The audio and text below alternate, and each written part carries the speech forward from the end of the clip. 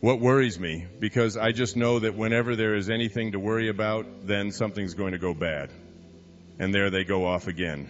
Now, here's the greatest piece of advice that any human being could ever receive. I know that sounds a little bit on the conceited side, but it is the most important advice that you could ever get about worry.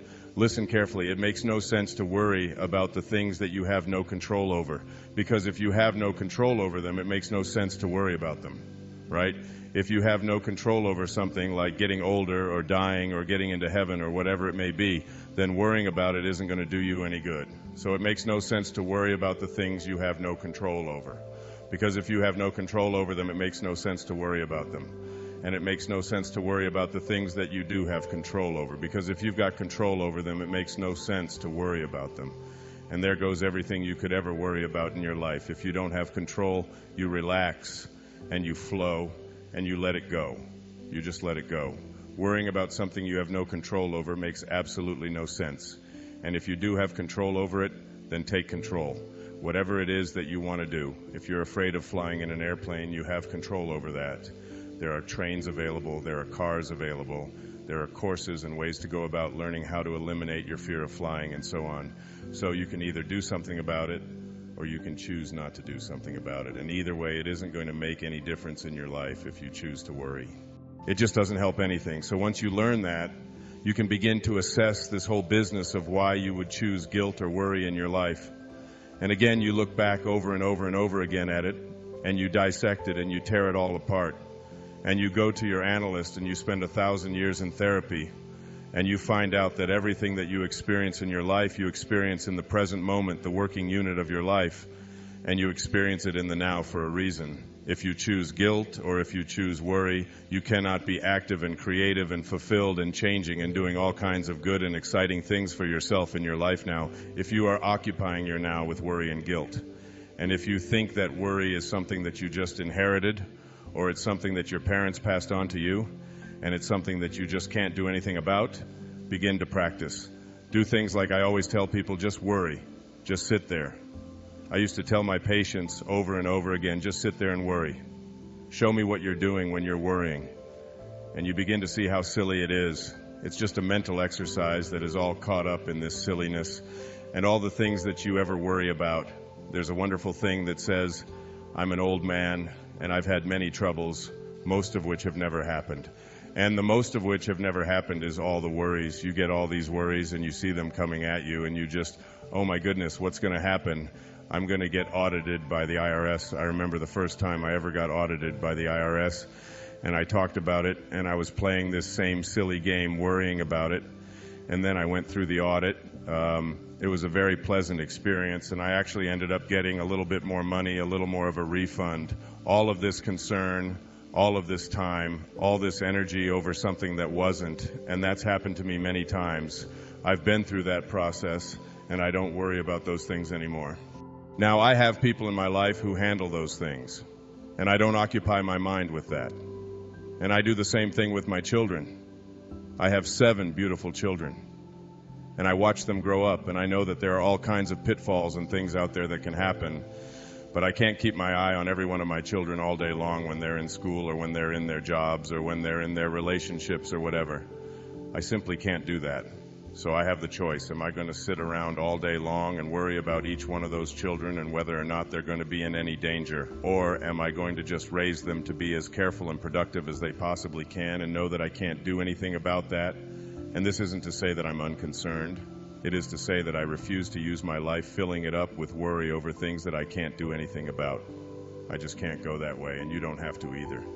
Just like guilt has the notion that there's a difference between guilt and learning from the past. You do something, instead of feeling guilty about it, you learn from it. Worry is one thing, and preparing yourself for the future is something quite different. But again, preparing yourself for planning for the future is still something that takes place in the now. So what you want to learn to do is to enjoy it in the now, instead of trying to live it 2 months from now or 3 months from now. Enjoy the planning process. If you're going to have a vacation 3 months from now, that's a very enjoyable process. All of that planning and all the activity that goes into it and all the expectations and then the anticipation of what that's going to be like, that's one of the most joyful things about a vacation. All of that planning part, that isn't worry. Worry is when you are immobilized. The key word to define an erroneous zone is, does it immobilize me in the present? And if the answer is yes, then it's something I want to get rid of. Another erroneous zone that keeps a lot of people immobilized and from moving to higher levels in their life is what I call fear of the unknown. An absence of openness, a prejudice towards never changing, towards staying only with the familiar, towards looking for security as a way of life rather than moving on to new and vital areas to explore. Einstein said to me, the most beautiful thing in all the worlds is the most mysterious. And yet so many people are afraid to break the barriers of convention and wander into the unknown and try new and exciting things for themselves. They stay only with what they've always known and what they've always done in their life. There's a wonderful Zen saying that says, when the student is ready, the teacher will appear. And the teacher can be in any form. The teacher can be another human being. It can be a book. It can be a tape like this. It can be anything at all that might show up in your life. But if you're not ready, if you're still stuck, if you're still afraid to try new things and move into new territory, then it will go right past you. I know so many things in my life that showed up in my 20s and my 30s that I wasn't ready for, and they were right there. Books that I had on my shelf and I've had there for 20 years and I never even picked them up, and I picked them and said, wow, this is fantastic. I didn't know this guy knew that. And it's a book that's 6,000 years old. It's been there, but I wasn't ready. So you have to develop a readiness, and what you have to do is learn how to get rid of the prejudices in your life. And the word prejudice means to prejudge, and I'm not talking just about what we think of as the typical prejudices, which are racial prejudices and things like that, but I'm talking about the willingness to prejudge life, to tell yourself that this is something that I wouldn't enjoy, this is something I couldn't do, this is an activity that just wouldn't work for me. And then it keeps you from trying all these new and delicious and exciting new things. What I'm really advocating here is an openness to new experience. The more things that you're capable of doing, the more things that you're willing to do, the happier your life is going to be, the more fulfilled you're going to be, and the more you'll be fulfilling the purpose that you're here for in the first place. The fewer things that you can do, the fewer things that you're willing to try, the more rigid your life is, the less happy and the more immobilized you become. So people who can do a lot of things, who have a lot of options when they have a picnic, are willing to go out and play a little softball even if they aren't very good at it. They can, even instead of playing third base, maybe be third base and people tag them on their way home. But they're at least willing to get out there and try it and do something, versus the person who sits around and tells themselves that this is just something they can't do. Now, this doesn't immobilize you. It doesn't bother you. Then it's not an erroneous zone. But it almost always does. It's a very restrictive kind of thing. So opening yourself up to being able to do and try anything is an exciting way to live your life. There's a thing called security that a lot of people use to keep themselves tied into the known and the familiar.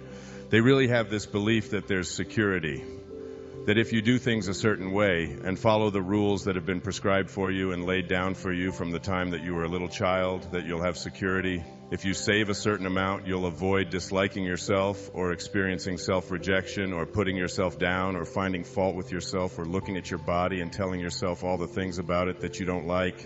Like you may be too tall, you might tell yourself that you're too short, you might tell yourself that you're too heavy, that you're too anything. There are any number of things, and you can go through every organ in your body, and some people do this very thing and find all kinds of reasons why they don't like this. They don't like that. They don't like the size of their legs. They don't like the size of their breasts. They don't like the way their hair is. They don't like their eyes. They don't like their ears. Their nose is too big. It's endless. And this is like a burden that you place on yourself in your life. It's something that you want to really begin to process in a different way.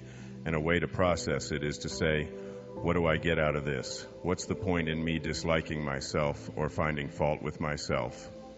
It's the only self I have.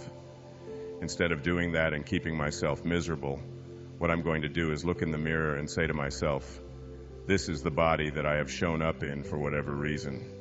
Whether it was my plan, or whether it was God's plan, whether it was my parents' plan, whether it was a conspiracy, whatever it is still the reality. I am going to accept the reality of what I have shown up in and see it as my curriculum to a higher place. The body that you're in, whether it's in a wheelchair, whether it's blind, whether it's deaf, whether it's tall, whether it's short, black, white, whatever it may be, it is still your curriculum. It's what you have to use to get to the highest place that you want to be in your life. So rejecting it is really rejecting your entire life.